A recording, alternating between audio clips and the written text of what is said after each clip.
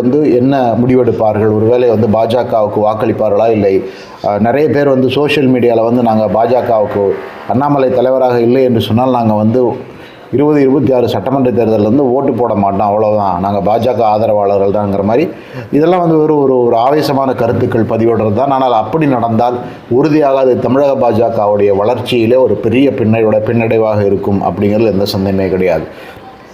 ஆனால் அண்ணாமலையை பொறுத்தவரை அவர் தெளிவாக இருப்பதாக தெரிகிறது. அவர் வந்து டெல்லியிலே சொல்லிவிட்டார் மாதிரி தெரிகிறது, என்னை வந்து தலைவர் பதவியிலிருந்து என்னை எடுத்து விடுங்கள், புதிய தலைவரை போட்டுக்கொள்ளுங்கள், நான் வந்து ஒரு கட்சி பணியிலே சாதாரண தொண்டனாக ஈடுபடுகிறேன்னு அவர் நிறைய உதாரணத்துக்கு லிங்க்டின் அப்படிங்கிற ஒரு சமூக வலைத்தளத்தில் வந்து அவர் 2-3 நாட்களுக்கு முன்னாக ஒரு போஸ்ட் போட்டிருக்கிறார். அதில் வந்து தன்னுடைய தொழில் சம்பந்தப்பட்ட விஷயங்களை பேசியிருக்கிறார். தன்னுடைய தொழில் சம்பந்தத்தில் வந்து ஒரு புதிய தொடக்கம் வரப்போகிறதுன்னு சொல்லியிருக்கிறார்.